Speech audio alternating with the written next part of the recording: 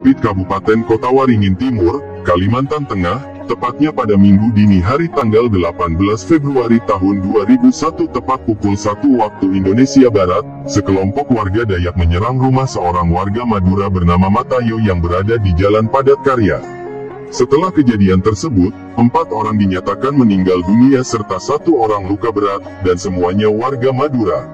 Serangan yang diduga aksi balas dendam itu mendapat perlawanan. Pagi harinya, sekitar pukul 8 waktu Indonesia Barat, sejumlah warga Madura mendatangi rumah seorang Dayak bernama Timil yang diduga menyembunyikan salah satu pelaku penyerangan. Saat itu Timil berhasil diamankan polisi, tetapi warga Madura yang tak puas langsung membakar rumahnya.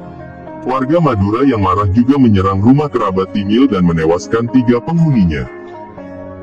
Dilansir dari liputan6.com, tak selang berapa lama dari kejadian tersebut, tepatnya pukul 12 waktu Indonesia Barat, pasukan Brimob Polda Kalimantan Selatan sebanyak 103 personel dengan kendali BKO Polda Kalteng tiba di Sampit. Puluhan tersangka berikut barang bukti senjata tajam dibawa ke Mapolda Kalteng di Palangkaraya. Namun, situasi tak kunjung kondusif. Hingga pada keesokan harinya, tepatnya pada Senin, tanggal 19 Februari banyak ditemukan sejumlah jasad tergeletak di berbagai sudut kota Sampit. Demikian pula dengan aksi penyerangan rumah serta pembakaran kendaraan. Kondisi ini membuat Wakil Gubernur Kalteng mengirimkan bantuan 276 personel TNI dari Yonif 631 ATG ke Sampit pada malam itu juga. Dengan adanya konflik tersebut, pada 18 dan tanggal 19 Februari tahun 2001, kota Sampit sepenuhnya dikuasai warga dari Madura. Selama 2 hari sejak penyerangan rumah Matayo, warga Madura berhasil bertahan, bahkan berani melakukan sweeping terhadap permukiman-permukiman warga Dayak.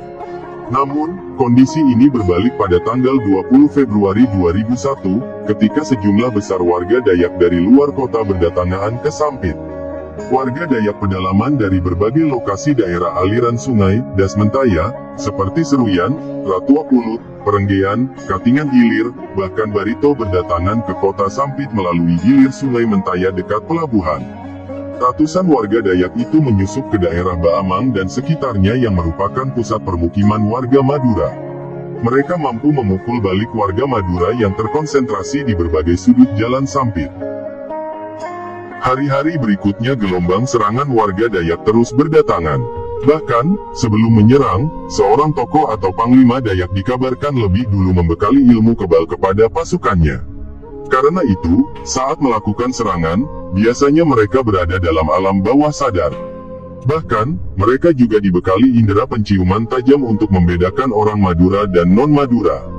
Berada di atas angin, warga Dayak melebarkan serangan ke berbagai kawasan di kota Waringin Timur.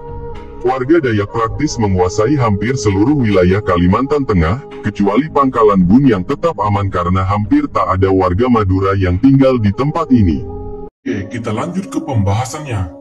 Pasukan Merah yang dikomando Agustinus adalah laskar khusus dalam adat Dayak kuno.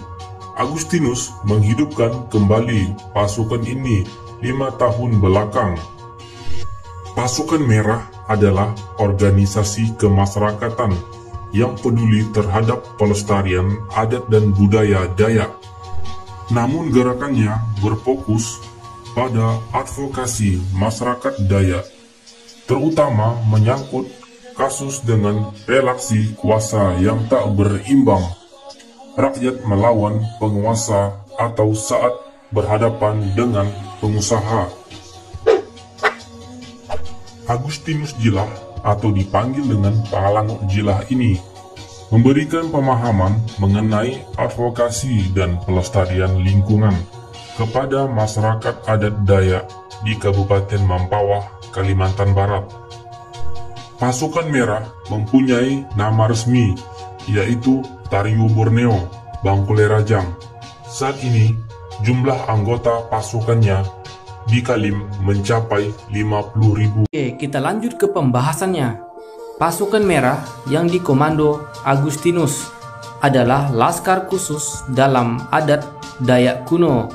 Agustinus menghidupkan kembali pasukan ini 5 tahun belakang.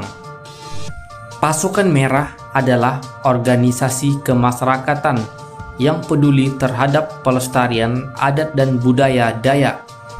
Namun gerakannya berfokus pada advokasi masyarakat Dayak, terutama menyangkut kasus dengan relasi kuasa yang tak berimbang, rakyat melawan penguasa atau saat berhadapan dengan pengusaha.